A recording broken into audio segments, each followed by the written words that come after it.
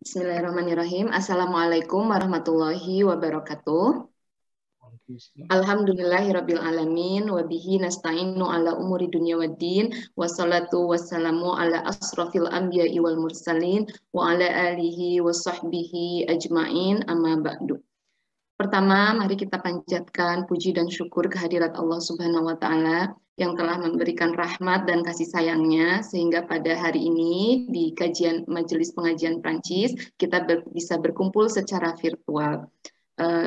Salawat beserta salam semoga tercurah limpahkan kepada baginda besar Nabi besar Muhammad Sallallahu Alaihi Wasallam, kepada keluarganya yang mulia, kepada para sahabatnya dan kepada para tabiin, dan semoga kita umatnya mendapatkan syafaat kelak di yaumil akhir. Amin amin ya rabbal alamin. Selamat datang kepada narasumber kami pagi hari ini, Pak Ustadz Aib Saifuddin Syahida, dan selamat datang kepada para sahabat-sahabat semua yang telah bergabung di kajian pagi ini. Kajian pagi ini bertema syariat dan fikih puasa Ramadan, dan akan dimoderatori oleh sahabat kita semua, Teh Dini. Kepada Teh Dini dipersilahkan. Baik, terima kasih Teh Desi. Sama-sama. Assalamualaikum warahmatullahi wabarakatuh semuanya, selamat bergabung. Alhamdulillah Ustadz Aib juga sudah bergabung bersama kita ya. Hari ini kita akan membahas mengenai fikih dan juga syariat puasa, karena sebentar lagi kita akan menjalankan ibadah puasa. Puasa pasti sudah kita lakukan sejak kita kecil istilahnya.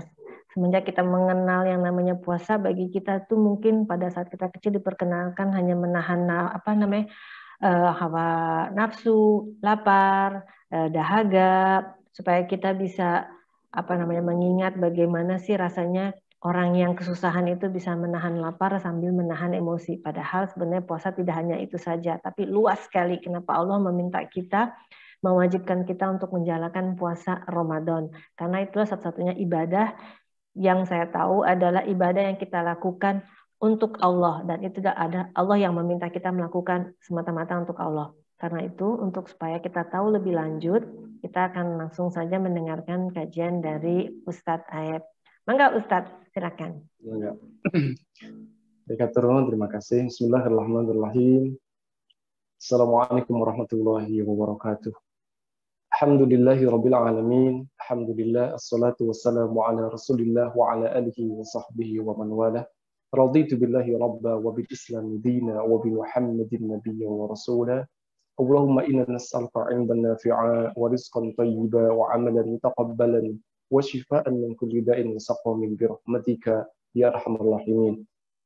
Rabbi shrah li sadri wa yassir li amri wa hlul 'uqdatan min lisani yafqahu qawli. Subhanaka la 'ilma lana illa ma 'allamtana innaka antal 'alimul hakim. Ya mas sekalian, teteh-teteh, ibu-ibu yang dirahmati Allah, kita senantiasa bersyukur kepada Allah Subhanahu wa taala atas berbagai limpahan nikmat karunia, baik yang kita rasakan ataupun ada kalanya kita kurang merasa, dan yakin semua nikmat yang ada yang datang kepada kita itu adalah faminka wahdaka la syarika lak, semuanya dari Allah. Maka mudah-mudahan kita senantiasa menjadi hamba-hamba, orang-orang yang senantiasa bersyukur kepadanya, karena dengan bersyukur selain Allah akan menambah kenikmatan yang kita rasakan, juga itu adalah syarat supaya kita menjadi hamba-hamba yang bahagia. Jadi bersyukur, kita akan bahagia, jangan tunggu bahagia lalu bersyukur. Maka syukur ini adalah selain juga menambah tadi kenikmatan, salah satu rasa dan sikap kita menjadi orang yang beriman, dan di dalam keimanan ini sayap syukur dan sabar itu akan menentukan kualitas ketakwaan kita.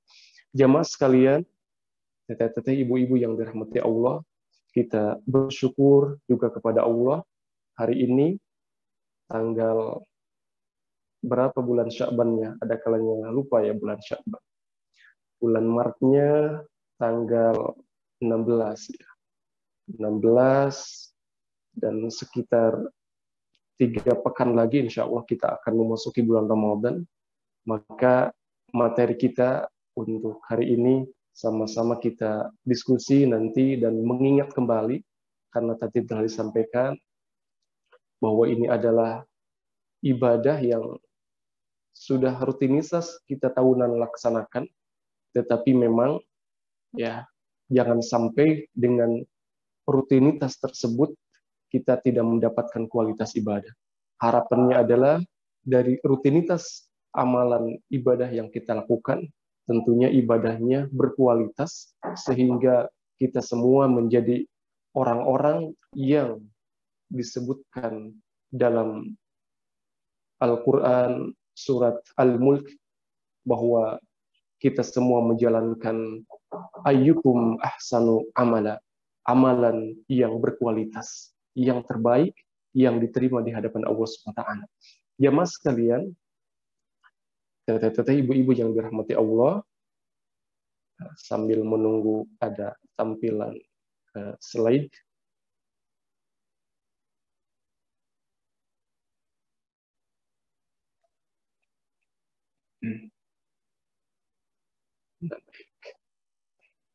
Syariat dan fikih puasa Ramadan. Jadi kita berbicara bagaimana puasa Ramadan ini disyariatkan, diwajibkan, bagaimana Rasul menyampaikan juga di dalam Al-Quran dasarnya. Kemudian nanti kita berbicara juga bagaimana puasa seharusnya berdasarkan ilmiah di dalam fikih, karena memang ibadah itu harus berdasarkan ilmunya, ya, ilmu amaliyah, amal ilmiah, ilmu yang diamalkan dan juga amal yang berdasarkan ilmu, ya, karena di dalam sebuah keterangan disebutkan ada kalanya ketika kita beramal tetapi tidak dilandasi dengan ilmu pengetahuan, tidak yang seharusnya, maka bisa jadi mardudatun la tuqbalu, na'udzubillah, jadi ditolak dan tidak diterima. Tentunya ketika kita beramal di dunia ini, ya semuanya kan sebagai orang yang beriman mengharapkan balasan pahala kebaikan dari Allah Subhanahu wa taala. Ya mas kalian, teteh-teteh, ibu-ibu yang dirahmati Allah, ya, maka Islam itu dibangun atas 5 dasar.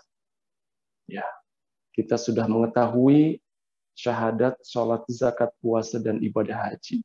Dan kesemua ibadah ini adalah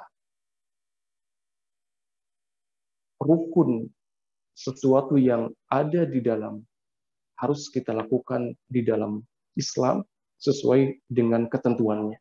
Ya, ada yang sehari semalam 5 kali sholat. Ada yang ketika kita mampu seumur hidup 1 kali ibadah haji, dan juga zakat ada ketentuannya, dan ibadah puasa yang wajib itu puasa Ramadan, ya, adalah 1 bulan di dalam 1 tahun. Nah, kita sekarang akan memasuki bulan Ramadan, maka bagaimana kita menjalankan, melaksanakan salah satu dasar, ya, rukun di dalam Islam, ya, karena ini adalah sebuah rukun yang harus dilaksanakan di dalam Islam. Nah, jamaah sekalian, tamu istimewa itu adalah bernama Ramadan. Ya, di dalam sebuah keterangan hadis Rasul menyampaikan yang diriwayatkan oleh Imam An-Nasai dan Imam Ahmad, atakum Ramadan, ya, telah datang, nanti sebentar lagi akan datang, ya, kepada kita yang namanya Ramadan. Di sini disampaikan bahwa syahrul mubarakun faradallahu azza wa jalla alaikum siyamah. Di bulan Ramadan itu adalah bulan yang diberkahi. Setelah kemarin kita senantiasa berdoa, Allahumma barik lana fi Rajab wa Sya'ban wa balighna Ramadan. Kita minta keberkahan di bulan Rajab, kemudian Sya'ban, dan sampai akhirnya kepada bulan Ramadan. Ya. Dan bulan Ramadan pun berdasarkan hadis Nabi ini adalah syahrun mubarakun, bulan yang diberkahi. Ya. Dan Allah Subhanahu wa taala, Allah Azza wa Jalla alaikum siyamahu, mewajibkan kepada kita, kepada hambanya, berpuasa di bulan Ramadan ini. Dan kemudian tuftahu fihi abwabus sama. Dalam bulan Ramadan ini dibukakan pintu-pintu langit, pintu-pintu kebaikan, mudah melaksanakan kebaikan. Dan sebaliknya, wa tughlaqu fihi abwabul jahim, ditutup, dikunci pintu-pintu neraka. Abwab al-jahim. Wa tughlaqu fihi maradatus syayatin, kemudian dibelenggu pada bulan Ramadan ini asyayatin, syaitan. Fihi lailatun khairun min alfi syahr. Di dalamnya ada satu malam yang kebaikannya khairun min alfi syahr, lebih baik daripada 1000 bulan. Ya, maka Rasul menyampaikan lewat hadis ini, man harama khairaha faqad hurim. Siapa yang tidak memperoleh kebaikan di malam itu, maka dia tidak memperoleh kebajikan apapun. Nah, maka tentunya bagaimana kita menyambut tamu yang istimewa, yang spesial ini yang bernama Ramadan. Karena tamu ini sampai kiamat akan terus datang, tetapi kita belum tentu bisa. Kita belum tentu bisa menyambut tamu itu. Maka bagaimana kita mempersiapkan kedatangan tamu yang istimewa itu? Kita persiapkan bagaimana halnya ketika kita akan kedatangan tamu yang istimewa, ya, teman ataupun ya sahabat kita, tentunya kita akan mempersiapkan segalanya.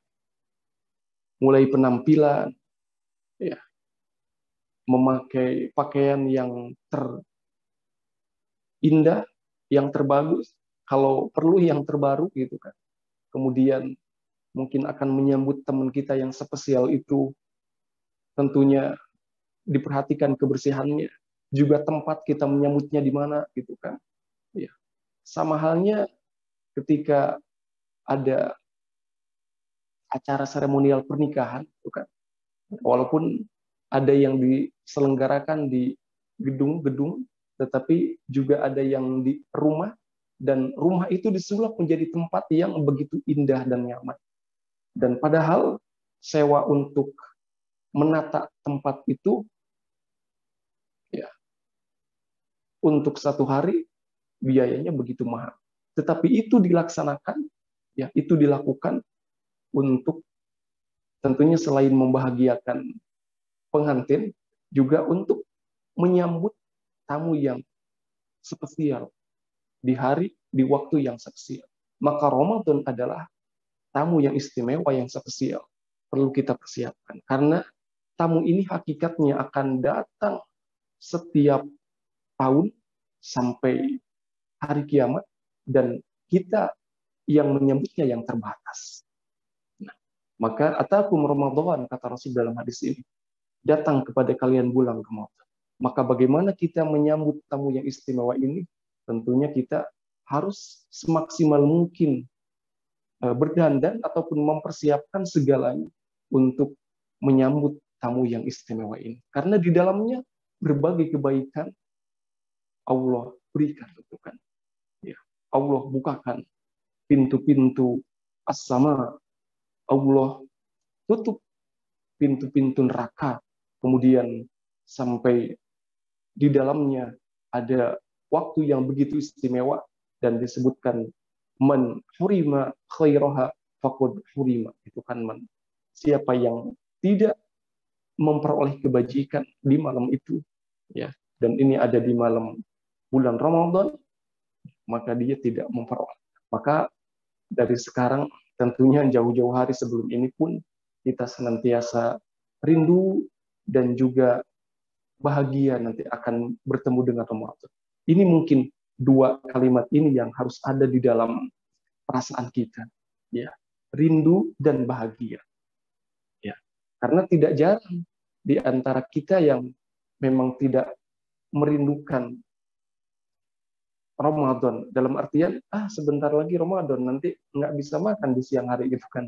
Nah, berarti kerinduannya kurang gitu kan, ataupun bahkan nanti ketika datang waktunya pun kurang bahagia. Nah, maka kita sebagai orang yang beriman, yang mendambakan kebaikan, dua hal ini harus kita punyai gitu kan, rindu dan bahagia. Rindu akan bertemu Ramadan gitu kan. Bagaimana kita juga ibaratnya rindu sama seseorang yang spesial gitu kan, pasti akan memedam rasa rindu. Kemudian ketika sudah bertemu ada kebahagiaan. Inilah ya, maka di dalam keterangan lain disebutkan siapa yang bahagia dengan datangnya Ramadan, dia bahkan sampai disebutkan Allah menjaganya dari neraka jahanam. Maka kita harus rindu akan bertemu dengan Ramadan dan nanti bahagia ya ketika sudah sampai bulan Ramadan, karena kita tidak tahu ya, kita tidak tahu ya, bisa jadi Ramadan yang akan datang menghampiri kita itu adalah terakhir. Dan ada juga tadi pembicaraan di awal ya, bagaimana banyak saudara-saudara kita yang Allah sudah panggil duluan ya, kita pun merasakan ya di waktu-waktu ini ya, kemarin ada saudara, ada tetangga, dan kemarin malam juga ada salah satu pelajar yang masih muda. Jadi yang namanya usia memang, dan Ramadan ini, momen Ramadan biasanya mengingatkan kita gitu kan, kepada orang-orang yang terdekat yang sudah tiada. Nah, maka bisa jadi Ramadan ini adalah Ramadan terakhir, maka mari kita sambut dengan kerinduan kepada Ramadan, juga nanti kita bahagia. Karena tamu istimewa Ramadan ini akan senantiasa datang, dan kita yang terbatas usia untuk menyambutnya. Jamaah sekalian, ibu-ibu dan teteh yang dirahmati Allah, maka atakum Ramadan, datang kepada kalian Ramadan, dalam surat Al-Baqarah ya, ayat 183, bagaimana yang sudah kita hafal ini, saya kira ya, tadi Dina menyampaikan sejak kecil kita dilatih untuk senantiasa berpuasa Ramadan, dan tentunya ayat ini, kewajiban berpuasa ini, saya kira sudah lekat juga di ingatan kita, sudah hafal gitu kan ya, ayat tentang Ramadan ini, kewajiban berpuasa, surat Al-Baqarah ayat 183 ya, bahwa tujuan daripada puasa ini adalah membentuk pribadi yang bertakwa. A'udzubillahi minasyaitonirrajim. Bismillahirrahmanirrahim. Ya ayyuhalladzina amanu kutiba 'alaikumus siyamu kama kutiba 'alal ladzina min qablikum la'allakum tattaqun.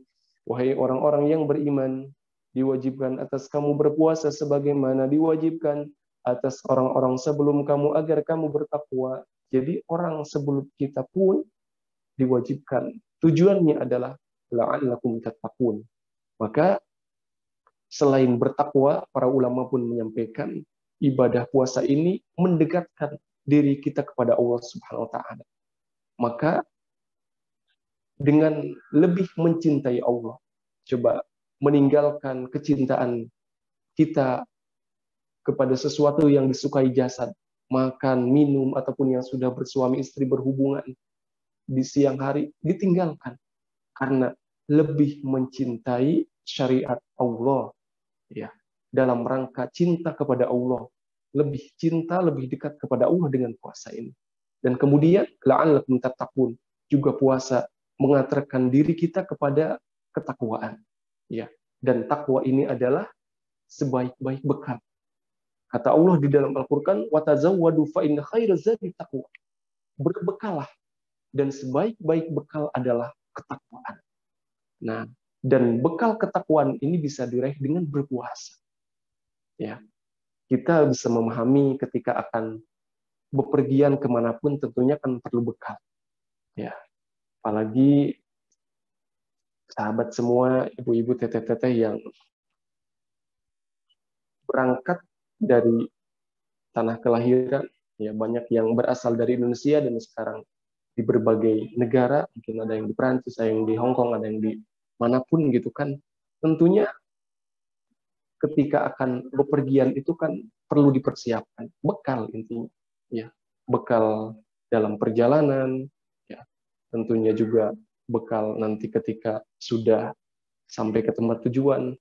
Ketika dalam perjalanan saja kan perlu dipersiapkan bekal. Maka untuk mengarungi samudra kehidupan ini bekalnya adalah bekal terbaik. Wa tazawwadu fa inna khairaz zadi taqwa, bekal ketakwaan. Dan bekal ketakwaan ini salah satunya bisa diraih dengan puasa ini. La'allakum tattaqun, ya. Siam, puasa membentuk pribadi yang bertakwa. Karena ya takwa ini adalah di hadapan Allah pun penilaian yang paling objektif. Jamaah sekalian, teteh-teteh, ibu-ibu yang dirahmati Allah, kemudian para ulama juga menyebutkan tujuan berpuasa ini selain juga sebagai bekal ketakwaan adalah sebagai sarana kita supaya terhindar dari godaan syaitan.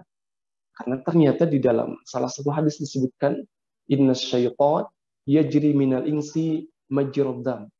Jadi syaitan itu berada ataupun menyusup dalam diri manusia itu melalui aliran darah.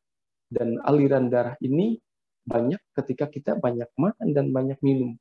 Ketika sedikit, ya ketika berpuasa, ya tentunya kan menyempit. Maka ya, syaitannya tidak leluasa. Makanya ada hubungannya antara tadi hadis yang disampaikan bahwa syaitan itu dibelenggu. Ya, jadi dibelenggu. Ya, ketika manusia makannya sedikit, ya aliran darahnya menyempit gitu kan, maka setan pun tidak leluasa gitu kan. Dibelenggu kan tidak leluasa. Ya. Jadi tujuan berpuasa juga sarana agar kita terhindar dari godaan setan. Karena setan itu adalah musuh yang nyata. Makanya kita senantiasa berdoa kan, a'udzubillahi minasyaitonirrajim. Ya Allah, aku berlindung kepadamu dari godaan setan yang terkutuk gitu kan. Nah, kemudian ibadah puasa juga menguatkan ruh kita. Ya, kita sadar, kita tahu bahwa kita manusia ini kan terdiri dari unsur ruh, dan maka ruh ini harus senantiasa ada nutrisinya. Ya, karena nutrisi terbaik bagi ruh adalah amalan-amalan soleh, dan salah satunya adalah puasa. Dan ketika berpuasa untuk melaksanakan amalan-amalan yang lain, ya puasa, kemudian selain berpuasa juga tilawah Al-Quran, yang minimal bisa khatam selama Ramadan gitu kan. Kalau di bulan-bulan yang lainnya ada kalanya perlu kekuatan untuk menghatamkan Al-Quran. Setidaknya di bulan Ramadan biasanya itu kuat untuk menghatamkannya minimal 1 kali. Syukur kalau lebih gitu kan. Nah, juga ibadah puasa itu menyehatkan.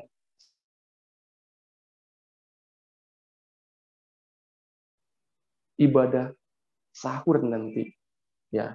Dan sahur itu, makan di waktu sahur ternyata kan menyehatkan juga gitu kan. Nah, maka itulah tujuan-tujuan di dalam berpuasa. Allah mewajibkan la'allakum tattaqun. Maka yakin kewajiban apapun yang Allah berikan kepada hamba-Nya, yakin di dalamnya ada banyak hikmah dan kebaikan untuk kebaikan hamba-Nya. Kita melaksanakan kewajiban, kita melaksanakan berbagai amal soleh adalah untuk kebaikan kita masing-masing. Ya, Allah begitu sayang sama hamba-Nya, maka diturunkan berbagai syariat, ya tujuannya adalah untuk kebaikan hamba-Nya. Jemaah sekalian, teteh-teteh, ibu-ibu yang dirahmati Allah, itu adalah dasar berpuasa, ya. surat Al-Baqarah ayat 183. Kemudian ini sebenarnya terkait dengan dalil berpuasa ini kan beruntun, ada 184, bagaimana ketentuan ketika tidak bisa melaksanakan berpuasa. Kemudian ayat 185-nya bagaimana Allah menurunkan Al-Quran di bulan puasa. Maka nanti kaitannya antara bagaimana para ulama juga mencontohkan lebih banyak memperhatikan Al-Quran, ya, membaca Al-Quran, mentadaburi di bulan Ramadan. Kemudian setidaknya minimal kita punya target gitu kan, target membaca ataupun menuntaskan. Kemudian juga ayat ke bawahnya 186 ya, itu bagaimana berbicara tentang berdoa ketika sedang berpuasa. Maka nanti erat kaitannya antara kita memperbanyak berdoa ketika sedang berpuasa. Juga 187 di akhirnya bagaimana di sana berbicara tentang waktu berpuasa. Itu memang ayat-ayat tentang puasa ini dari 183 surat Al-Baqarah, 184, kemudian 185, ya, kemudian 186 ada kaitannya dan ditutup dengan 187. Nah, jamaah sekalian, maka keutamaan berpuasa ini dalam berbagai hadis itu disebutkan bahwa orang yang berpuasa itu mempunyai dua kebahagiaan. Ya, ketika kita berpuasa kan kita bahagia. Ya, bahagia akan berbuka. Makanya ditandai dengan azan maghrib gitu kan, ataupun ya ada suara waktu ya ketika berbuka gitu kan. Dan ketika di tempat yang normal 5 waktu adzan bisa terdengar ini, ya gitu, itu kan sebuah kenikmatan. Dan bagi orang yang sedang berpuasa, ya azan maghrib ini kan kita bisa merasakan kebahagiaan ketika azan maghrib ini kan. Nah, jadi orang yang berpuasa mempunyai kebahagiaan ketika waktu berbuka dan nanti ketika bertemu Allah SWT. Ya, bagaimana kita bahagianya ketika akan berbuka ataupun nanti berbuka secara keseluruhan 1 bulan, yaitu ketika Idul Fitri gitu kan, 1 Syawal, ya. Jadi menunggu azan ini sesuatu yang membahagiakan gitu kan. Nah, apalagi tidak bisa terbayangkan nanti kebahagiaannya ketika bertemu Allah SWT. Ya, kita mungkin bertemu orang yang sangat kita kasihi saja di dunia, bahagia betul gitu kan. Ya, bahagia. Apalagi bertemu dengan Allah SWT. Dan orang-orang yang berpuasa itu akan menemukan kebahagiaan, 2 kebahagiaan ini. Nah, kemudian dalam hadis disebutkan lahul fami shaimi atyabu 'indallahi min rihil misk, ya, bahwa bau mulut orang yang berpuasa itu di sisi Allah lebih harum daripada minyak misk. Nah, ini keutamaan berpuasa. Ya, yang namanya bau mulut kan tentunya tidak enak gitu kan. Bahkan beberapa perusahaan sampai membuat obatnya supaya tidak bau mulut. Tetapi alami ketika sedang berpuasa, ya karena memang ada kaitannya kan antara ketika perut kosong, kemudian ya ada yang menyebabkan ya yang keluar bau yang tidak sedap. Nah, tetapi di hadapan Allah, ya dalam hadis itu disebutkan atyabu 'indallahi min rihil misk. Lebih di sisi Allah itu lebih harum daripada minyak misk. Minyak misk gambaran ya minyak yang harum gitu kan. Nah, lebih harum bau mulutnya orang yang berpuasa. Nah, bagaimana Allah Subhanahu wa taala memandang dari segi keutamaan orang-orang yang berpuasa. Jamaah sekalian, nah kemudian kita masuk kepada wajib berpuasa. Ya, syarat itu sesuatu yang harus ada sebelum melaksanakan. Ya, kita kira semua jamaah ya sudah memenuhi syarat untuk wajib berpuasa. Maka bagaimana kita mengingat kembali dan nanti juga mengajarkan kepada anak-anak, kepada generasi, ya, bagaimana di dalam melaksanakan berpuasa ini. Karena puasa ini kita rasakan adalah berkaitan dengan bagaimana kebiasaan, ya, kebiasaan Karena bisa jadi anak kecil yang sudah terbiasa, ya, dia ringan untuk melaksanakannya. Dan kemudian ada yang sudah berusia, ya, tetapi tidak terbiasa, ya. Makanya lagi-lagi terkait dengan kekuatan keimanan di sini. Maka tadi la'allakum tattaqun, gitu kan. Ya, kalau tidak terbiasa bisa jadi berat. Nah, makanya syarat di dalam berpuasa ini tentunya orang yang beragama Islam, ya, yang tidak Islam berarti tidak diwajibkan. Nah, kemudian maka yang akan berpuasa, ya, dia harus orang yang Islam, gitu kan. Kemudian berakal sehat, kemudian balik dan berakal. Ya. Jadi akal sehat tentunya bisa membedakan mana yang baik dan mana yang tidak baik. Ya, bagi ibu-ibu, bagi perempuan, ya, itu suci dari haid, dan juga yang sudah menikah kan mungkin melahirkan, kalau punya anak, gitu kan, melahirkan, makanya ada nifas, gitu kan, setelah melahirkan itu. Nah, tidak dalam keadaan nifas. Juga mukim, bukan musafir. Maka dalam surat Al-Baqarah ayat 184 itu, ayyaman ma'dudat, faman kana minkum maridan aw ala safarin wa iddatun min ayyamin ukhra. Siapa yang dalam keadaan musafir, ya, maka dia diperbolehkan untuk berbuka puasa, tetapi nanti membayar di hari-hari yang sudah bisa. Menjadi mukim, ya. Orang yang mukim, musafir, berarti boleh nanti tidak berpuasa, ya, kalau memang tidak mampu, tetapi nanti harus membayar. Kemudian dia mampu dan sehat, ya. Ayyaman ma'dudat faman kana minkum maridan aw ala safarin. Marid berarti kan tidak sakit, gitu kan. Nah, baik, ini syarat wajib berpuasa. Ya mas sekalian, ibu-ibu yang dirahmati Allah, teteh-teteh. Kemudian rukun berpuasa Ramadan itu, ya, tentunya di dalam amalan apapun kita memperhatikan niat, ya, karena innamal a'malu binniyat. Segala sesuatu itu tergantung kepada niat. Maka niat di dalam berpuasa Ramadan itu sebelum terbit fajar. Nah, maka biasanya dibantu setelah sholat tarawih itu diingatkan untuk berniat. Ya, jadi niat ini sebelum mulai berpuasa, sebelum imsak, gitu kan. Ya, imsak kan menahan. Nah, maka yang kedua rukun puasa ini adalah menahan. Ya, bahasa Arabnya imsak, gitu kan. Imsak itu kan menahan. Menahan diri dari hal yang membatalkan puasa. Baik itu makan dan minum ataupun ya berhubungan suami istri di siang hari, kan, puasa kan siang hari. Kemudian menyempurnakan puasa, ya, dari terbit fajar sampai terbenam matahari disempurnakan. Jadi tidak diselang-seling, gitu kan, tidak diselang-seling. Jadi niat, kemudian menahan diri dan menyempurnakan ketika kita sedang berpuasa. Nah, jamaah sekalian, itu rukun puasa. Kemudian di dalam berpuasa pun ada sunnah-sunnah berpuasa. Nah, kita memperhatikan supaya sunnah ini dilaksanakan sehingga puasa yang kita lakukan itu sempurna.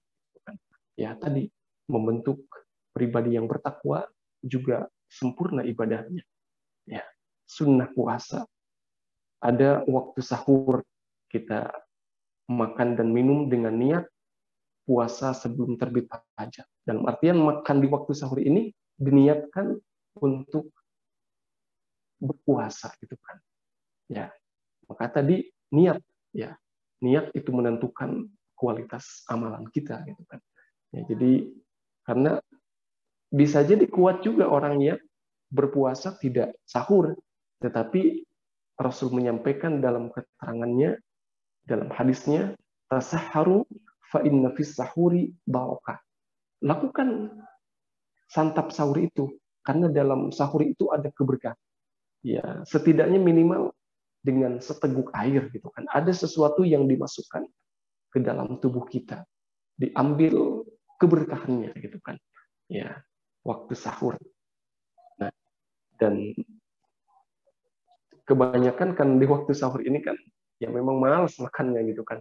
Makanya bagaimana tantangannya ataupun keberkahannya banyak gitu kan. Dan tantangannya adalah malas memang makan di waktu sahur ini. Makanya kalau yang makanannya dimasak dulu gitu kan, kebanyakan ibu-ibu biasanya ya kan ibu-ibu yang biasa masak gitu kan. Jadi itu dihangatkan kembali kan bekas apa namanya buka gitu kan. Nah, jadi intinya adalah bagaimana kita mengambil keberkahan di waktu sahur, dan ini waktu yang istimewa. Juga sunnah puasa adalah santap sahur gitu kan, melakukan sahur. Walaupun ketika tidak santap sahur pun itu sah puasanya. Nah, jadi waktu ini adalah istimewa, berkah ya, maka kita banyak berdoa juga ya, ini kan memperbanyak berdoa juga. Nanti sunnah puasa juga ketika sudah waktunya tiba berbuka, maka segera berbuka. Nah, jadi itu adalah sunnah-sunnah berpuasa. Intinya adalah bagaimana kita memperhatikan waktu sahur, kita memperhatikan berbuka, karena ketika berpuasa kan yang ditunggu itu kan waktu berbuka, gitu kan? Ya, waktu berbuka. Ya, sampai ada candaan biasanya ketika berpuasa ingin apa katanya orang Sunda kan, mun puasa hoyong naon gitu kan, hoyong emam, kan pengen makan, ya, jadi pengen berbuka gitu kan. Nah, jadi itu sunnah-sunnah berpuasa. Jadi sahur, kemudian juga menggerakkan berbuka ketika sudah waktunya, dan banyak berdoa gitu kan. Terutama di waktu-waktu sahur dan waktu berbuka ini disebutkan dalam berbagai riwayat kan waktu yang istimewa gitu kan. Nah, maka tentunya waktu sahur ini perhatian kita bukan cuma sama makanan saja, sama doa gitu kan. Ada dalam ayat itu wal mustaghfirina bil ashar, ataupun di ayat lain wabil ashari hum yastaghfirun. Mereka senantiasa orang-orang yang beriman itu beristighfar di waktu sahur. Ya, banyak berdoa. Makanya selain memperhatikan makanan, ya santap sahur juga banyak berdoa di sana gitu kan. Dan juga ketika akan berbuka gitu kan, menjelang berbuka itu kan waktu yang istimewa. Nah, intinya adalah bagaimana kita memperhatikan sunnah-sunnah di dalam berpuasa supaya puasa kita maksimal.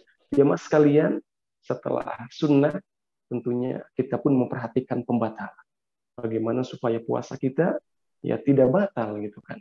Nah, jadi pembatalan puasa itu adalah yang batalkan secara umum ya, makan dan minum ataupun berhubungan suami istri dengan sengaja ya. Berarti kalau tidak sengaja tidak membatalkan, iya, tidak membatalkan gitu kan. Bisa jadi ada orang yang ya lupa mungkin kan, tapi kayaknya jarang gitu kan, jarang. Walaupun bisa jadi ada kejadian gitu kan, lupa makan, lupa minum, ataupun lupa berhubungan suami istri ketika berpuasa, bisa jadi lupa gitu kan, ya bisa jadi lupa ya. Kemudian membatalkan dan mengurangi pahala puasa. Nah, ini jadi membatalkannya secara maknawi, secara pahalanya. Ya, harus juga kita memperhatikan. Ya, jangan sampai kata Rasul itu di dalam hadisnya, banyak orang yang berpuasa hanya menahan lapar dan dahaga. Illal ju' wal 'atas. Ya, hanya menahan lapar dan dahaga. Rubbas shaimi laisa lahu min siyamihi illal ju' wal 'atas. Mudah-mudahan kita tidak termasuk yang seperti ini. Ya, banyak yang berpuasa itu hanya menahan lapar dan dahaga saja. Ya, menahan dari makan dan minum. Ya, tetapi tidak menahan dari hal-hal lain yang ini membatalkan secara pahala, secara maknawi gitu kan. Ya, berdusta ataupun ghibah ataupun nauzubillah sampai memfitnah gitu kan.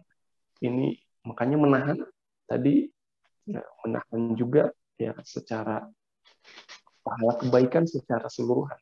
Ya, kita selain menahan dari makan dan minum yang disengaja, juga bagaimana menahan pandangan kita dari hal-hal yang tidak sebaiknya kita lihat, menahan pendengaran kita dari hal-hal yang sebaiknya kita tidak dengarkan, ataupun juga menahan mulut ini dari hal-hal yang tidak selayaknya kita ucapkan, ataupun menahan tangan kita dari hal-hal yang sebaiknya tidak boleh kita ambil, menahan juga kaki kita ya dari hal-hal yang sebaiknya kita tidak melangkahkan gitu kan, menuju ke tempat yang tidak baik gitu kan. Nah, jadi membatalkan secara umum tadi menahan dari makan dan minum ataupun berhubungan, juga membatalkan secara mengurangi pahala puasa. Ya, kita menahan semua. Ya, mudah-mudahan Allah memberikan kekuatan kepada kita untuk menghindari pembatalan puasa ini. Ya, kalau yang membatalkan secara umum mungkin bisa kita upayakan karena itu secara zahir. Nah, ini yang perlu tantangan, perlu kekuatan ini adalah secara pahala puasa. Ya, karena ada kalanya tidak terasa gitu kan. Ya, ia berpuasa tetapi ia juga menghibah. Ya, ia berpuasa tetapi ia juga berdusta gitu kan. Nah, mudah-mudahan tadi tujuan daripada berpuasa la'allakum tattaqun itu ya kita bisa kita raih gitu kan. Nah, kemudian ada rukhsah berpuasa. Ya, ini bisa kita lihat mungkin bagaimana keringanan tadi. Ayyam ma'dudat faman kana minkum maridhan, siapa yang sakit au ala safarin dalam perjalanan ya, ataupun mungkin ibu-ibu ada yang menyusui ataupun hamil menyusui, dan tadi kan ada yang haid, ada yang nifas gitu kan. Ya. Au ala safarin fa iddatu min ayyamin ukhra wa 'alal ladzina yutiqunahu fidyatun ta'amu miskin. Yaitu ayat 184 ya. Kalau ditabelkan ya setidaknya dari berbagai sumber ya ini tabelnya yang tidak berpuasa Ramadan. Ya, ada qadha, ada fidyah. Kalau qadha itu mengganti puasa di hari lain ya. Kemudian kalau fidyah memberi makan kepada orang miskin, baik yang siap sajinya ataupun yang bahan mentahnya itu. Di dalam fikih memang bisa kedua-duanya. Bisa dalam artian bisa yang siap sajinya, bisa bahannya gitu kan. Nah, kalau anak kecil ya karena tadi kan belum balik gitu kan, anak kecil tidak qadha, tidak fidyah ketika tidak berpuasa. Nah, tetapi ketika umurnya sudah mendekati balik ya kita latih gitu kan. Dan ketika anak kecil itu yang belum balik bisa berpuasa, maka kebaikannya adalah untuk orang tuanya. Nah, kemudian ya kalau orang tidak punya akal kan, ya di sini ada orang gila ya, orang gila ya tidak berpuasa, makanya tidak wajib puasa, makanya ketika tidak berpuasa ya dia tidak qadha, tidak fidyah. Ya, kemudian orang yang sakit, ya kalau ada harapan sembuh, dia harus qadha gitu kan. Kalau tidak ada harapan sembuh, ya sakit menahun gitu kan, maka fidyah gitu kan. Ya, orang tua pun sama fidyah. Kemudian musafir tadi yang dalam perjalanan, karena kan tidak selamanya bermusafir, ya maka dia mengqadha itu kan. Kemudian ibu yang menyusui ya juga qadha itu kan. Ya. Kalau haid nifas juga sama qadha, karena kan tidak selamanya haid dan nifas. Baik, ini adalah rukhsah keringanan di dalam berpuasa ya. Jadi intinya adalah bagaimana puasa ini membentuk pribadi kita yang bertakwa, tetapi Allah SWT maha bijaksana ya, maha sayang kepada hambanya ya. 184 itu disebutkan, dan tabelnya seperti ini, itu adalah rukhsah, dan Allah sangat sayang kepada hambanya ya. Maka bagaimana kita pun bersemangat ya di dalam melaksanakan kebaikan dan kewajiban ini, karena kewajiban yang Allah perintahkan kepada hambanya semata-mata untuk kebaikan hamba ya. Mudah-mudahan Allah SWT mempertemukan kita dengan Ramadan, bulan yang penuh berkah. Maka di pertemuan kemarin kita senantiasa berdoa, Allahumma barik lana fi Rajab wa sya'ban wa balighna Ramadan. Semoga Allah senantiasa memberkahi kita dan menyampaikan kita kepada Ramadan, karena bulan yang banyak kebaikan di dalamnya dan bulan yang penuh ampunan. Demikian teteh-teteh, ibu-ibu yang bisa disampaikan. Mudah-mudahan semuanya sehat walafiat sehingga sampai kepada bulan Ramadan. Dan dari awal tadi mudah-mudahan pembicaraannya jelas ke sana, karena di sini memang lagi agak musim ini musim tidak sehat ya, maka suara ini pun masih agak agak berat, tapi mudah-mudahan bisa disimak dengan baik dan jelas, dan tentunya memberikan manfaat bagi semuanya. Demikian, hatur nuhun, terima kasih semuanya. Mohon maaf sementara ditutup dulu. Hasbunallahu wa ni'mal wakil, ni'mal maula wa ni'mal nasir.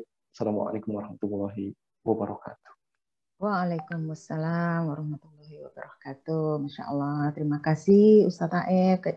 Ini penjabarannya ya. Saya menggantikan Mbak Dini yang ada keperluan sebentar. Gitu. Jadi memang ini ya Ustadz Aep ya, dengan apa yang Ustadz Aep telah jelaskan, syarat wajibnya, rukun-rukunnya, insya Allah kita menjadi lebih mantap lagi berpuasa, kita jadi lebih berilmu bagaimana puasa itu nanti kita jalankan ke depannya dengan sukacita tentunya. Masya Allah.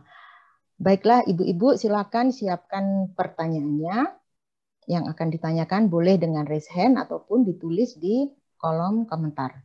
Namun sebelumnya, sambil menunggu ibu-ibu yang mempersiapkan pertanyaannya dan juga Ustadz, silakan membasahi kerongkongannya dulu Ustadz. Saya akan membacakan pantun seperti biasa. Semoga pantun ini bisa menghibur teman-teman semuanya. Assalamualaikum warahmatullahi wabarakatuh. Rabu pagi yang dinantikan, waktu berlalu tanpa terasa. Ustadz Aep, sebentar Ustadz. Rabu pagi yang dinantikan, waktu berlalu tanpa terasa. Ustadz Aep kembali mengajarkan seluk-beluk fikih puasa. Hadir peserta dari Macedonia, tukang pantun namanya Berta. Umat Islam seluruh dunia sambut bulan mulia dengan sukacita. Pantun dadakan tapi berarti, yang mendengar tertawa, hi hi hi. Ramadan dirindui dan dinanti, berjumpa dengannya anugerah ilahi. Ingatkah masa telepon interlokal? Salurannya buruk, mahal tarifnya. Muslim yang balik dan sudah berakal, di antara syarat-syarat wajibnya. Membayar wartel bikin sesak nafas. Bicara semenit, mahalnya begini. Harus suci dari haid juga nifas, puasa dalam sehat jasmani dan rohani. Efek berhasilnya pembangunan, kita bisa menghemat pulsa. Kepada musyafir di perjalanan, semoga kuat tuntaskan puasa. Komunikasi murah di Indonesia, kota besar sampai kota madya. Bagi yang sakit dan lanjut usia, tak usah sedih, siapkan fidyah. Tambah pete sambal dibumbui, pete di Eropa susah dicari. Bagi yang hamil dan menyusui, mengganti puasa di kemudian hari. Sejak Ramadan pilih busana, menutup aurat pilihan bijaksana. Niatkan puasa dengan sempurna, waktu imsak janganlah terlena. Puasa Ramadan bersukacita, azan ditunggu dari latoa. Sahur bersama keluarga tercinta, buka puasa dan perbanyak doa. Tanpa garam masakan hambar, bumbu wajib di rumah-rumah. Puasa melatih syukur dan sabar, menjadikan kita berakhlakul karimah. Kurang sedap, micin ditambahkan. Dalam masakan, micin sangat berjasa. Puasa sangatlah menyehatkan, meningkatkan ketakwaan, dan menjauhi dosa.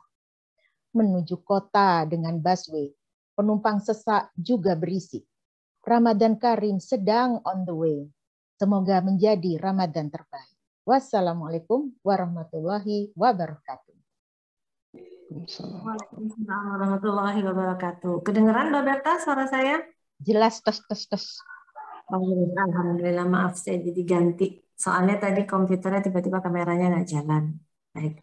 Terima kasih Mbak Berta untuk pantunnya seperti biasa ya Mbak Berta, mantap pantunnya. Mbak Berta tadi kenapa pakai hihi itu Mbak Berta?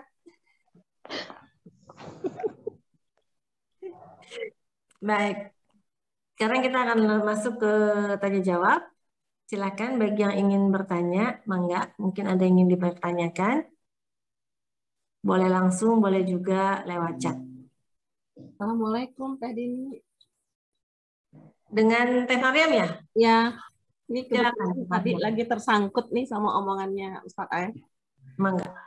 Ustadz Aep, saya mau tanya nih, tadi kan dibilang masalah kerinduan ya. Memang sih beberapa hari ini saya kebetulan Ramadan ini saya ada planning untuk travel karena urusan mendesak gitu. Terus hati saya bilang gini, aduh nanti nggak bisa pas puasa nanti lagi travel kan nggak bisa ngapa-ngapain gitu. Padahal apakah itu termasuk tidak kerinduan itu nggak ada? Padahal juga di sisi lain saya juga karena travelnya nanti ke satu tempat yang mana saya bisa ibadah gitu. Jadi cuman merasa terbatas aja. Apakah saya itu kerinduan saya itu kurang Ustaz Aep? Begitu loh. Itu aja. Terima kasih. Baik, terima kasih Mbak Mariam.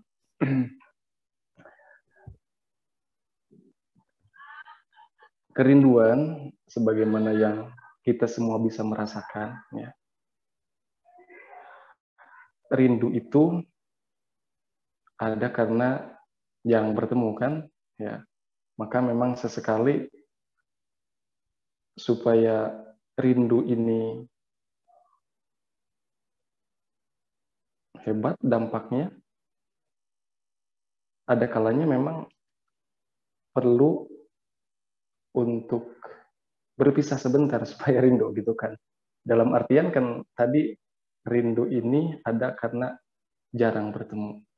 Nah, kemudian berbicara tentang rindu, ya semua kita tentu merasakan yang namanya rindu. Dan rasa ini sebenarnya ada kalanya tidak bisa diungkapkan. Ya, ada kalanya tidak bisa diungkapkan. Dalam artian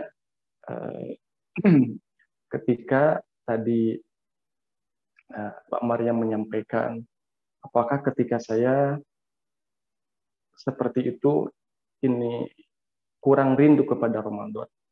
Ya, saya kira terkait dengan rasa rindu ini kan pribadi ya. Tetapi memang rasa ini bisa dikuatkan dengan bagaimana kita memahami apa yang kita rindukan itu. Ya. Nah, dalam artian ketika tadi ada yang disampaikan ya, yang disampaikan bagaimana rindu saya terhadap Ramadan ini ya. Mungkin ketika ada merasa kurang rindu ya, makanya harapannya dengan kita terus mengetahui bagaimana yang kita rindukan itu begitu istimewa, maka tentunya kita akan ada tambahan rindu yang mendalam ketika kita mengetahui akan makna, akan hakikat yang kita rindukan itu kan. Nah, dan jangan sampai kita nanti ada sebuah kalau penyesalan itu kan memang di akhir kan biasanya itu kan ya, di akhir gitu kan. Nah, dalam artian bahwa kita harus terus memahami bagaimana mulianya Ramadan ini, sehingga saya kira tadi yang diungkapkan Mbak Maryam itu kan rindu sebenarnya, rindu kan sama Ramadan. Ya, dan kita semua termasuk saya gitu kan harus terus memahami akan kemuliaan Ramadan ini sehingga kerinduan ini bertambah gitu kan. Ya, sehingga dengan bertambah itu kita nanti lebih bisa memaknai Ramadan. Dan tadi di awal kita belum tahu kan apakah Ramadan ini yang terakhir ataupun bukan gitu kan. Nah, jadi harapannya adalah terus kita memahami bagaimana hakikat dan kemuliaan bulan Ramadan itu sehingga kerinduan ini ya terus bertambah gitu kan. Dan nanti berbahagia ketika bertemunya, kemudian ketika berbahagia kita lebih maksimal ya, lebih maksimal di dalam kita mengisi Ramadan. Itu mungkin Mbak Maryam yang bisa saya tanggapi. Terima kasih Ustaz Aib. Semoga kerinduan ini bisa dipertahankan, nggak goyah sama walaupun dalam ada perjalanan gitu selama bulan Ramadan. Terima kasih Ustaz. Iya. Semoga tetap rindu dijaga kerinduannya. Insya Allah gitu kan. Karena kalau rindunya hebat itu tidak akan terbatasi dengan apapun gitu kan, dengan ruang dan waktu, dengan perjalanan. Ya bisa dirasakan ketika Mbak Maria mungkin akan bertemu seseorang yang begitu dirindukan, pasti akan banyak menghadapi berbagai rintangan dan siap berkorban apapun gitu kan. Maka begitupun dengan Ramadan gitu kan. Ya, nanti tentunya banyak tantangannya, kemudian juga pasti kita akan berkorban apapun untuk sampai kepada yang kita rindukan. Walaupun ya ketika berbicara dengan dengan waktu gitu kan, kita kan tidak tahu apakah yang duluan itu Ramadan yang datang ataupun usia kita tidak tahu. Tapi setidaknya ya dengan adanya rasa rindu ini sebagai bukti, itu kan rindu ini kan rasa, tadi ada kalanya memang tidak bisa diungkapkan, dan semua kita punya rindu, dan yang bisa menilainya kerinduan kita, yang mengukurnya itu ya hanyalah Allah yang Maha tahu gitu kan. Ya, rindu Ramadan ini saya yakin semua teteh-teteh, ibu-ibu jamaah sekalian kan rindu kepada Ramadan. Ya, tetapi mengukur rindu ini kita nggak tahu, gitu kan? Kita nggak tahu. Atau kalau ada yang punya alatnya, saya pinjam. Ya, baik. Mangga dilanjut, silakan. Baik Ustadz, atur nuhun. Mudah-mudahan cukup jelas ya, Mbak Maryam. Mbak Maryam yang ada di Irlandia. Langsung aja ke Mbak Bertan yang udah melambai-lambai dari tadi. Ya. Nah, Iya, Ustadz. Kalau kita itu kan walaupun di samping Allah bau mulutnya orang yang ini ya yang berpuasa itu seperti bau kesturi gitu, Ustadz. Nah, tapi kan kadang juga nggak pede gitu, Ustadz. Apalagi yang bekerja, kumpul-kumpul bule-bule, yang orang non-muslim begitu kan, Ustadz. Nah, sebenarnya batasan waktu kita menggosok gigi itu bagaimana, Ustadz? Biasanya kan habis sahur itu tidur lagi. Nah, habis tidur itu biasanya kan bau mulut ya, Ustadz ya. Nah, itu apakah boleh langsung gosok gigi lagi atau bagaimana, Ustadz?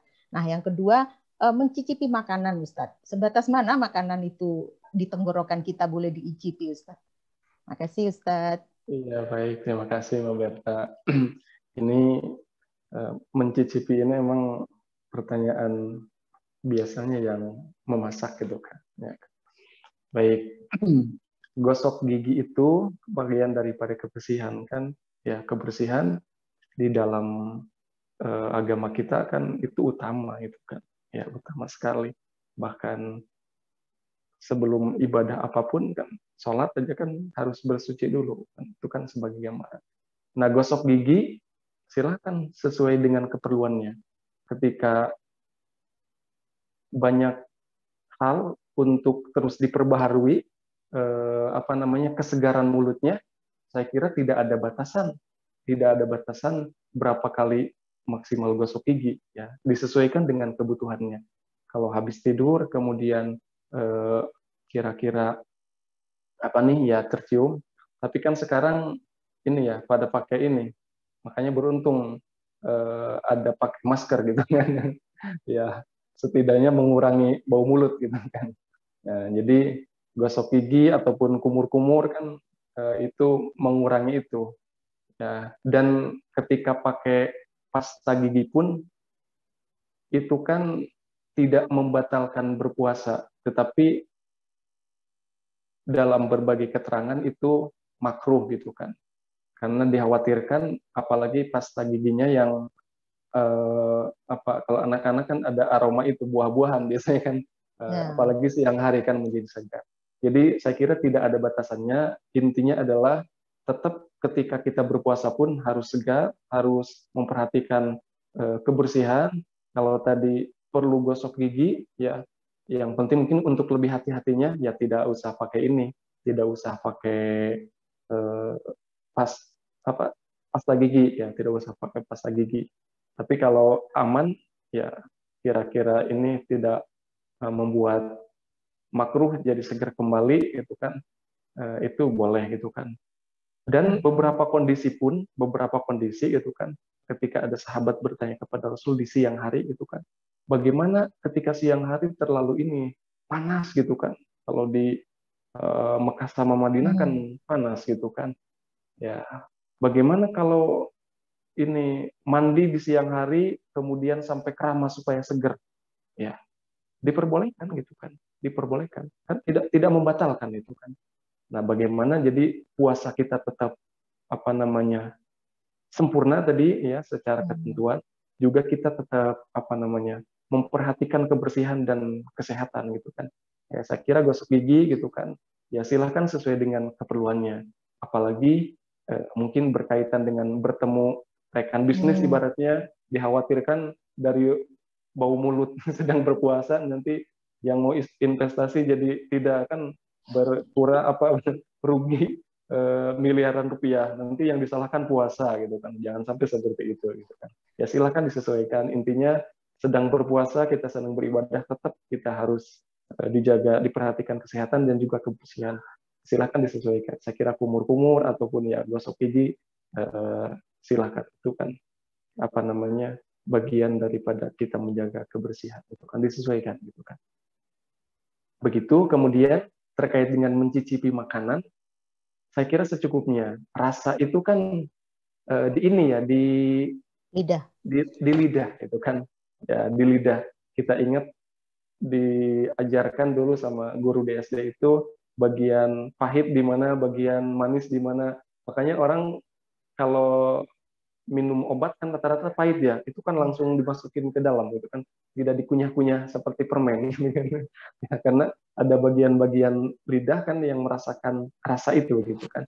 Nah, jadi rasa itu di lidah. Jadi saya kira sesuai dengan kebutuhan, silakan dicicipi pakai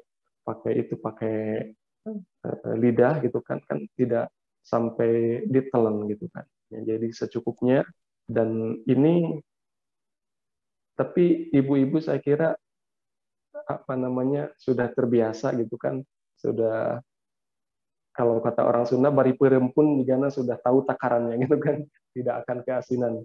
Tapi memang ini pun perlu diperhatikan, jangan sampai nanti dalam artian ya perlu ya bagaimana menyajikan makanan apalagi untuk buka gitu kan, untuk makanan yang ditunggu-tunggu ya, orang-orang yang spesial, lagi ibadah yang spesial, nanti keasinan kan jadi jadi kurang nikmat gitu kan, ataupun sebaliknya kepahitan, tidak ada yang pahitnya.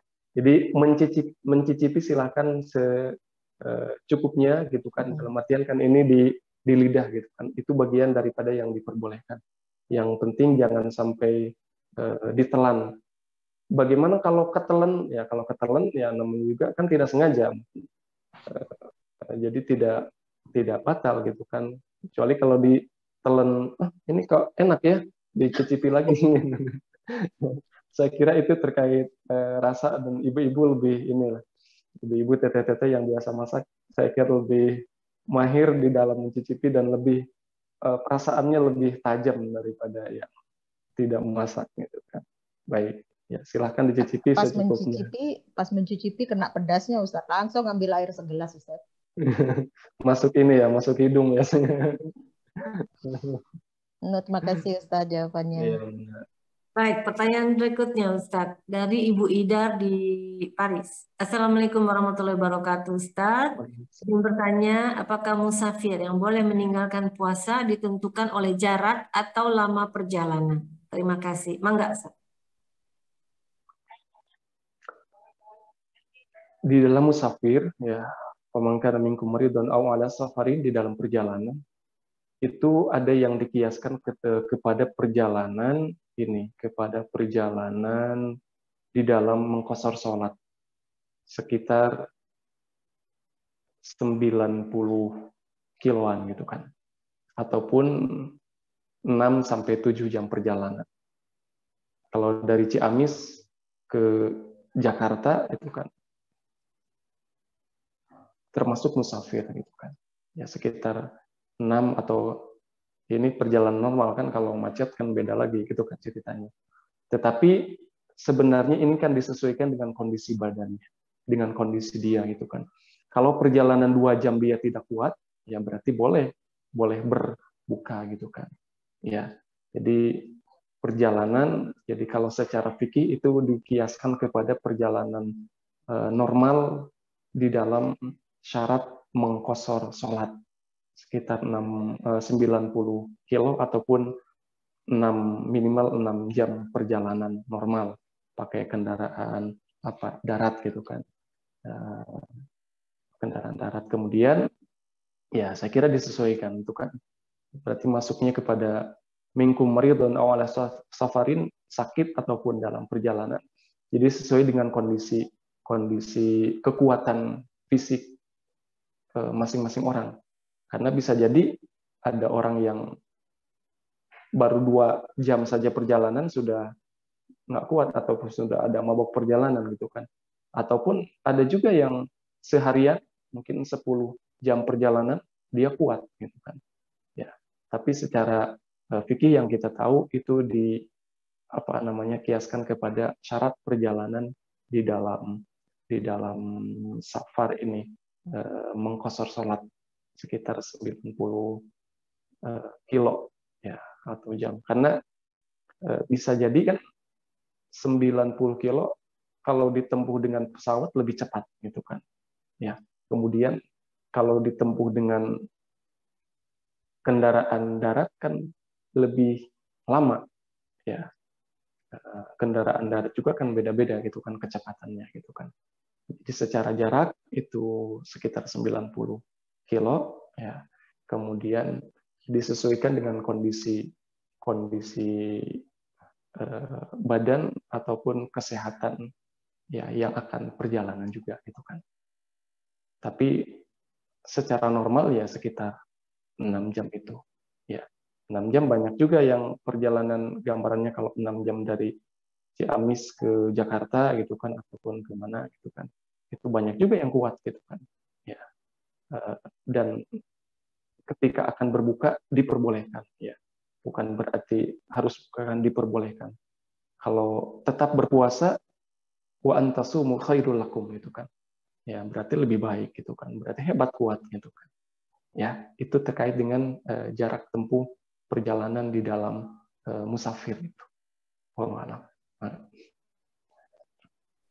Baik Ustadz. Jadi memang tergantung kepada kondisi juga ya Ustadz ya. Karena kayak misalkan Paris Montpellier itu pakai TJV kan jaraknya 750 km ya, pas 900 saya jadi lupa, tapi hanya karena pakai kereta jadi cuma 3 jam gitu Pak Ustadz. Jadi lebih dekat kan istilahnya seperti itu. Baik. Pertanyaan berikutnya kayaknya langsung dari Teh Hani. Langsung aja Teh Hani bertanya, mangga.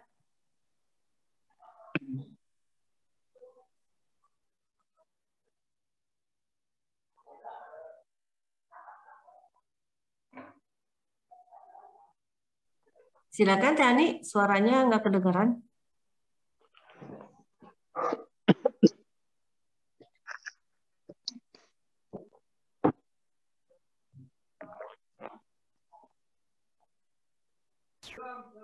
Ada masalah mungkin mikrofonnya. Iya ya, padahal udah dibuka ya mikrofonnya ya.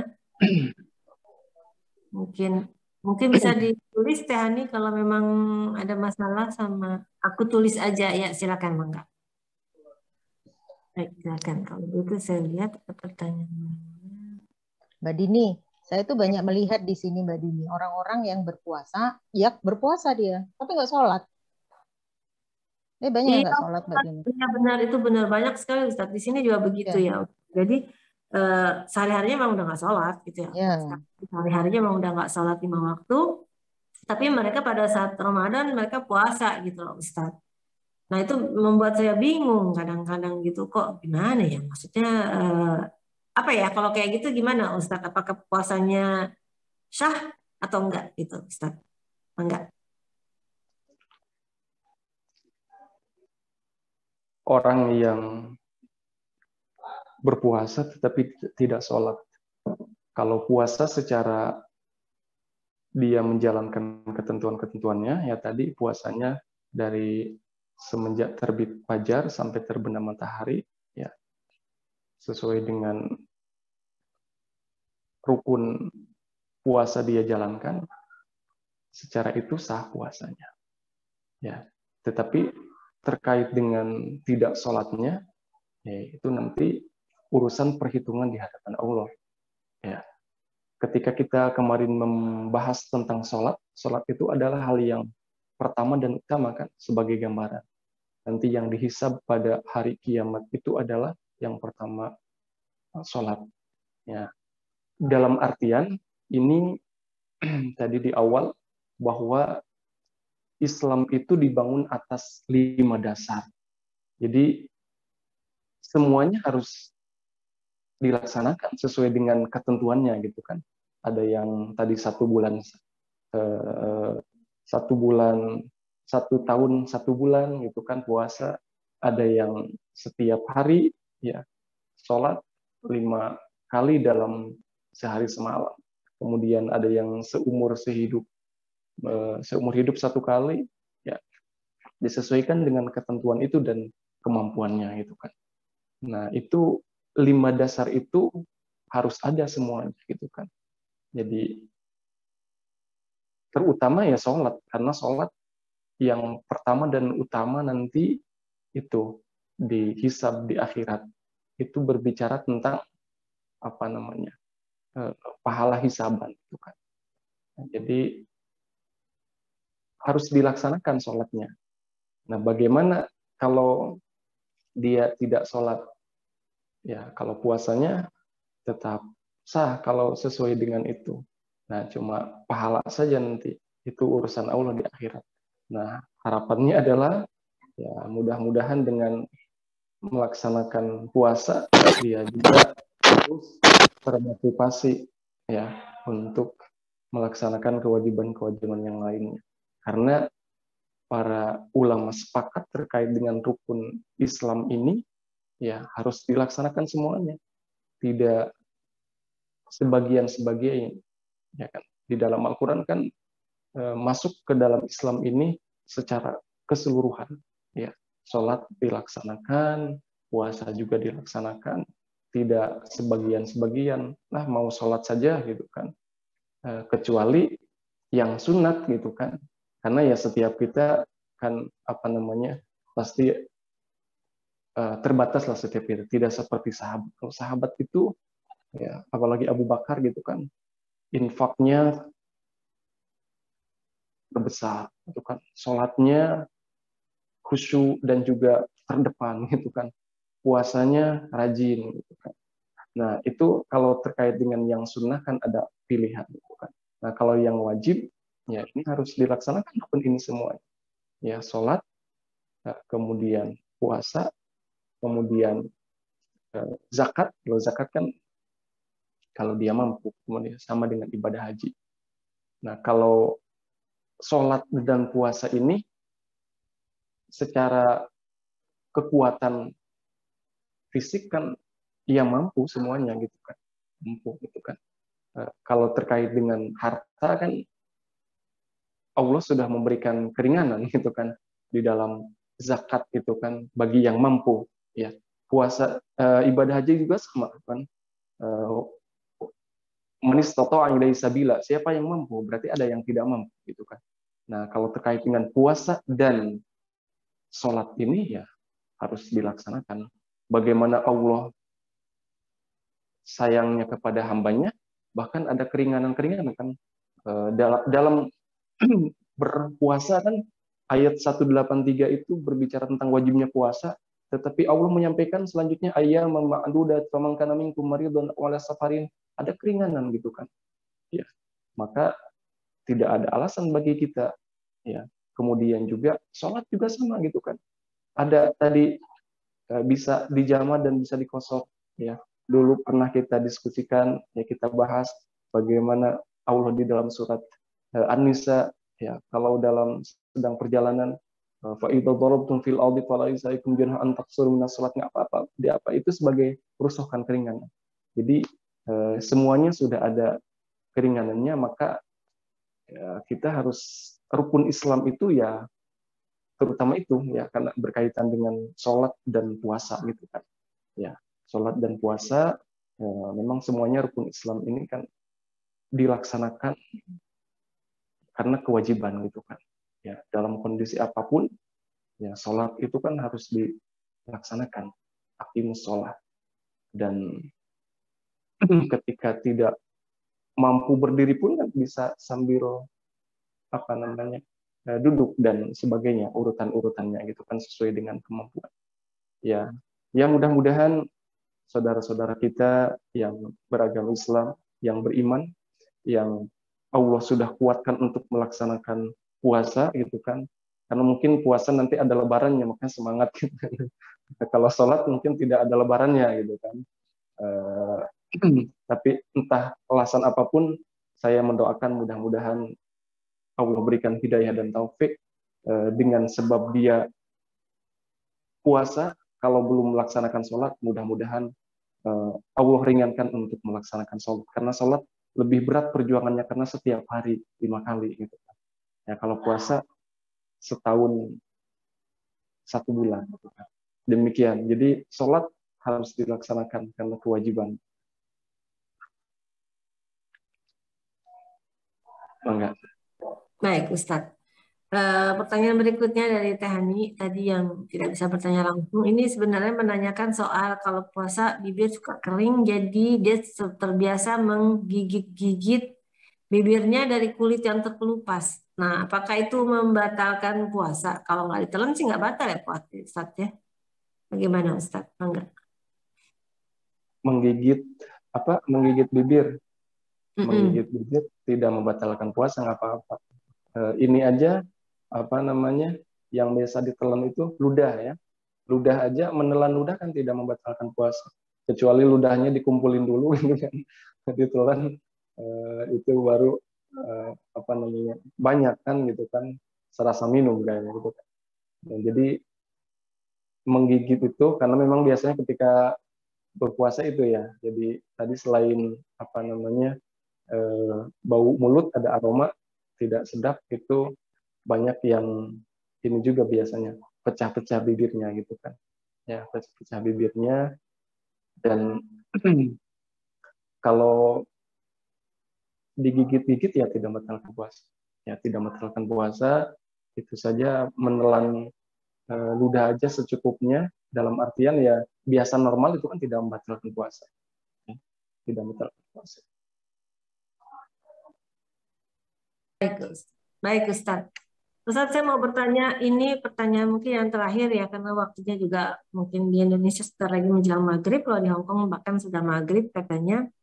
Mengenai sahur, Ustadz, ini masih ada perdebatan gitu. Ada yang menyatakan bahwa sahurnya mereka mengikuti sunnah Nabi, yaitu hanya 2 kurma atau apa gitu, Ustadz ya. Tapi ada juga yang menyatakan bahwa kalau sahur itu mereka harus mempersiapkan diri dengan benar supaya puasanya juga maksimal gitu, Pak Ustadz. Jadi istilahnya makan nasi dan sebagainya gitu. Nah, kalau saya tuh tipenya memang yang sahur itu jadi dua-duanya Pak Ustadz. Ya makan nasi, ya makan kurma gitu kan jadinya. Jadi biar maksimal istilah seperti itu. Nah, ini gimana Pak Ustadz? Apakah memang ada istilahnya mungkin adab-adab atau mungkin strategi berpuasa itu memang kita memang harusnya seoptimal mungkin gitu Pak Ustadz. Bagaimana Pak Ustadz? Baik, di dalam berbagai keterangan memang Rasul kan di Arab makanan pokoknya kan itu ya, kurma. Ya, makanya ketika zakat pun kan kurma gitu kan. Nah, kalau dinisbatkan kepada zakat gitu kan, dan yang membuat kita kuat gitu kan, ya, yang membuat kita kuat. Ya, kalau mau dipadukan kedua-duanya, ya, karena secara tekstual Rasul minumnya minum susu gitu kan, kemudian kurma gitu kan, kita pun menyediakan makan itu, dan kemudian yang membuat kita apa namanya kebiasaan kalau di Indonesia kan memakai nasi, ya tentunya kedua-duanya lebih, saya kira lebih afdol, dalam artian ya tadi Rasul mencontohkan kurma, ya pakai kurma, dan kita biasa pakai nasi karena itu apa namanya di tempat kita menjadi sumber kekuatan gitu kan, ya itu berarti lebih unggul karena dipadukan gitu kan. Nah, jadi kalau ada kurma ya silakan pakai kurma, apalagi ya kalau lihat secara itu Rasul memang makanya lebih simpel tadi, tidak masak dulu gitu kan. Ya banyak digunakan untuk berdoa dengan beristighfar di waktu sahur itu. Karena kalau kurma kan tidak dipasak. Tapi saya kira disesuaikan juga dengan jangan sampai tidak biasa makan kurma gitu kan, dipaksakan pakai kurma nanti nggak kuat. Kalau di Sunda kan gitu kan. Ya, sudah makan sorabi 10 belum makan gitu kan. Ya, kalau saya sendiri pun sama gitu kan. Ketika belum makan nasi gitu kan, itu karena mungkin terbiasa makan nasi, jadi gimana? Jadi agak lemas biasanya gitu kan. Nah, tapi sepertinya kalau beberapa waktu itu dibiasakan makan sesuatu yang membuat kita itu kan dari kebiasaan dan dari daerah gitu kan. Mungkin sama kan di Perancis juga kan tidak nasi gitu kan. Jadi kalau mau dipadukan antara bagaimana Rasul mencontohkan, karena memang Rasul makanan di Arab adalah itu, ya kita memadukan dua hal itu, ya intinya adalah ada sesuatu yang dimasukkan ke dalam tubuh kita. Nah, kalau Rasul mencontohkan berarti mencontohkan kurma dan kita mengikuti berarti apa? Masuk juga di sana sesuai dengan Rasul memakan. Tapi kalaupun tidak ada kurma, kita orang Indonesia ataupun yang di mana makannya adalah makanan pokok sesuai dengan apa yang biasa dia makan, yaitu ikut sunnah Rasul juga. Sunnah Rasulnya ya sahurnya itu gitu kan. Ya. Jadi kalau mau dipadukan kurma ya juga makanan yang lain juga silahkan gitu kan. Cuma memang kalau pakai kurma tadi lebih simpel karena tidak dipasak dulu gitu kan. Ya, tidak dipasak dulu. Baik, saya kira itu teh mungkin terkait dengan makanan sahur. Intinya kita mengambil keberkahan di waktu itu, ada sesuatu yang dimasukkan. Dan karena berpuasa itu kan lama, apalagi mungkin di Prancis kan berapa jam lama juga. Ya tentunya bagaimana ibadah sahur ini dimaksimalkan kita untuk apa namanya, yang mempersiapkan sumber tenaga gitu kan. Ya, yang memberikan kekuatan kan Allah gitu kan. Tapi sebab wasilah sumber kekuatan kan dari makanan. Ya, maka dipersiapkan, dimaksimalkan ketika waktu sahur, ya supaya memang nanti tidak ada bahasa, saya tidak sahur jadi nggak kuat, ya berarti makan sahurnya ataupun ya santap sahurnya harus dimaksimalkan gitu kan, dimaksimalkan, disesuaikan. Kalau terbiasa ya tadi mungkin ada yang pakai roti ya silakan gitu kan. Karena kalau tidak terbiasa mungkin makan roti jadi sakit perut gitu. Jadi silakan disesuaikan. Kemudian kalau Rasul memang mencontohkan karena makanan pokoknya itu kurma, ya bisa kita padukan lebih, saya kira lebih apa namanya bagus gitu kan, karena walaupun mungkin kalau nasi katanya berapa suap nasi sama dengan nutrisi atau gizinya dengan berapa kurma gitu kan. Ya, saya kira itu kan sesuai dengan kebutuhan kondisi badan masing-masing itu kan. Ya, intinya menurut saya adalah bagaimana kita memaksimalkan di waktu itu untuk bagian daripada ibadah kan, santap sahur sunnah gitu kan. Karena yang dirasakan kalau tidak sahur itu cepat laparnya gitu kan. Makanya digunakan dimaksimalkan di waktu itu terkait dengan makanannya, ya saya kira disesuaikan dengan kondisi dan sesuai dengan wasilah ataupun sumber kekuatan yang dijadikan di daerah masing-masing. Mohon. Baik, Ustadz Nuhun. Ternyata masih ada pertanyaan terakhir, Ustadz, dari sahabat kita, Eliana, dan ini sebagai penutup ya, karena waktunya juga sudah mepet.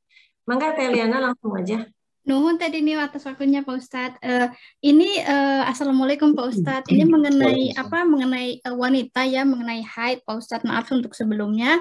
Jadi misalkan Pak Ustadz ya, kalau haid saya misalnya itu kan 6 hari gitu kan. Cuma kadang-kadang tuh 5 hari tuh hari kelima misalnya tuh pas waktu subuh tuh wah kayaknya udah bersih gitu kan. Jadi kita tuh kadang-kadang bingung. Saya tuh suka bingung apakah saya sahur aja terus saya coba puasa gitu ataukah lebih baik memang tetap menunggu sampai hari yang biasanya kita seberapa lama kita haidnya gitu Pak Ustadz. Terima kasih Pak Ustadz. Ya baik, terima kasih Pak Eliana. Terkait dengan haid gitu kan, itu ada masanya kan, ada minimal 1 hari semalam kan minimalnya. Kemudian wagolibuhu rata-ratanya kan sekitar 1 pekan gitu kan, 6 sampai 7 hari 7 malam, dan paling banyak sekitar 2 minggu. Kalau lebih daripada itu biasanya itu penyakit ataupun istihadah. Nah, istihadah, nah itu makanya nanti ada ketentuan ketika istihadah. Ya, ada ketentuan. Ketika sudah bersih perhitungannya kan harus tetap berpuasa. Nah, kalau tadi biasanya 6 hari, kemudian 5 hari sudah bersih dan yakin bersih, ya itu berarti kalau yakin bersihnya sebelum subuh, ya sebelum subuh berarti ada waktu untuk mandi, ya mandi gitu kan, ya mandi. Kalau ternyata nanti sesudah bersuci itu keluar lagi, ya berarti otomatis kan batal puasa. Jadi ketika itu kan dirasakan, makanya sampai ada ini, ya sampai ada darah haid itu kan, ya saya kira setiap yang berhaid kan harus tahu juga bagaimana mengecek ya sudah bersih dan tidaknya. Tapi saya kira dari ini ya, karena itu kodrati itu kan Allah yang itu, saya kira dari perasaan itu sudah bisa dirasakan ya. Ini kayaknya saya udah ini kan, udah bersih ini. Pas dicek memang udah bersih gitu kan. Nah, kalau yakin memang sebelum subuh ya, sebelum subuh itu kan mulai puasa subuh, sebelum subuh itu tidak keluar gitu kan, ya udah bersuci, mandi gitu kan, kemudian ya berpuasa gitu kan. Kalau nanti keluar lagi ya berarti biasanya 6 hari ya berarti memang 6 hari gitu. Berarti otomatis kan batal puasanya, ya udah berarti berbuka gitu kan, berbuka. Tetapi yang haid itu kan berbukanya ada ini juga, memakai etika dalam artian kalau di rumah ada yang berpuasa kan suami ataupun anak gitu kan, ya makannya ataupun minumnya ya tidak terlalu memperlihatkan ya. Kalau bahasa Sundanya ulah milaraan gitu kan ya, karena yang lain sedang berpuasa ya. Tapi kalau ya tadi sudah mandi kemudian ternyata keluar lagi ya walaupun sedikit itu kan ya berarti otomatis batal lagi itunya puasa ini. Ya. Seperti itu. Jadi diyakinkan ya kalau memang sudah bersih sebelum subuh, ya itu saja, mandi dan berpuasa. Ya. Baik, Pak Ustadz. Jadi harus yakin ya. Kalau yakin, ya kita jalankan saja. Nuhun, Pak Ustadz. Assalamualaikum. Waalaikumsalam. Ya karena nanti kalau kalau saya biasanya ini 6 hari, padahal sebelum subuh itu sudah bersih. Ternyata bersih betulan sampai maghrib. Ya kan gimana? Nah, jadi bersih betulan sampai maghrib, jadinya tidak berpuasa padahal udah suci. Itu berarti harus berpuasa. Makanya udah kalaupun sebelum subuh suci kemudian mandi, kalaupun nanti setelah pagi ibaratnya ada lagi kan tidak rugi juga kan, udah mandi udah bersih enaknya. Jadi udah yakin bersih sebelum subuh cepat aja mandi gitu kan. Ya, enggak silakan. Baik Ustadz, alhamdulillah kita sudah di penghujung acara ya Ustadz ya. Terima kasih tadi atas kajiannya Ustadz, juga atas semua jawaban dari pertanyaan teman-teman kita tadi. Kita akan tutup pengajian ini. Saya akan serahkan kembali kepada Desi. Sebelumnya saya mengucapkan mohon maaf lahir batin bila ada kesalahan selama memoderatori tadi kajian. Waalaikumsalam warahmatullahi wabarakatuh. Saya kembalikan kembali ke Desi. Mangga Desi. Terima kasih Teh Dini, terima kasih kepada Pak Ustadz yang telah menyampaikan ilmunya. Pak Ustadz bisa menyampaikan sedikit kesimpulan dan doa penutup, Pak Ustadz. Ya, baik. Kita sama-sama berdoa, ya, dan kemudian kesimpulannya dari yang kita bahas sekarang, 2 kalimat di awal tadi, ya, kita terus perbesar rindu kepada Ramadan karena kita belum bertemu, ya, dan berdoa mudah-mudahan Allah mempertemukan dengan Ramadan ini, ya, karena begitu mulianya bulan Ramadan, sehingga Ramadan ini akan senantiasa datang kan, kitanya yang terbatas, maka terus dipupuk kerinduan ini dan kita merasa bahagia akan bertemu Ramadan. Ya, jadikan semua kewajiban yang Allah berikan kepada kita dan yakini pasti ada kebaikan di dalamnya. Ya, lakukan dengan senang hati, ya, dengan senang hati supaya ibadah yang kita lakukan nanti hasilnya bisa dituai di akhirat. Jangan sampai hanya capek di dunia, tetapi nanti di akhirat kita kebingungan, pahala kebaikannya tidak ada karena tidak dilaksanakan dengan senang hati, atau bahasa lainnya tidak dengan keikhlasan. Ya, mudah-mudahan Allah memberikan kekuatan kepada kita dan menyampaikan kita kepada bulan yang agung, bulan yang berkah, bulan yang banyak ampunan, Ramadan, dan kita bisa maksimal beribadah, berbuat kebaikan di dalamnya. Amin ya rabbal alamin. Allahumma shalli ala habibina wa syafi'ina Muhammad wa radhiyallahu tabaraka wa ta'ala sahabati rasulih ajma'in. Amin ya rabbal alamin. Hamdan na'imin, hamdan syakirin, hamdan yuafi ni'amahu yukafi mazidah ya rabbana lakal hamdu wa lakas syukur kama yanbaghi li jalali wajhi sultanik. Allahumma barik lana fi Rajab wa Sya'ban wa ballighna Ramadan. Allahumma ballighna Ramadan. Allahumma ballighna Ramadan ya rabbal alamin. Allahumma taqabbal minna innaka antas samiul alim wa tub alaina innaka antat tawwabur rahim. Allahumma la tada' lana dhanban illa ghafartah ya rabbana ya karim. Ampunilah dosa kami semua ya Rabb, sehingga masuk kepada bulan Ramadan dan bulan-bulan selanjutnya kami dalam keadaan suci bersih dari berbagai noda, dosa dan kesalahan. Ighfir dzunubana ya Rabb. Allahumma la tada' lana dhanban illa ghafartah wa la hamman illa farajtah. Siapapun di antara kami yang mempunyai kegalauan, kegelisahan, Engkau berikan jalan keluar ya Allah. Wala maridan illa syafaitah. Siapapun yang sakit di antara kami, Engkau berikan kesembuhan ya Allah. Wala maitan illa rahimta. Orang yang telah meninggal mendahului kami, orang-orang yang kami kasihi, orang-orang yang kami sayangi, Engkau berikan rahmat ya Allah. ولا ميتا إلا رحمته ولا حاجة من حوائج الدنيا والآخرة إلا قضيتها ويسرتها ya arhamar rahimin wa ya akramal akramin.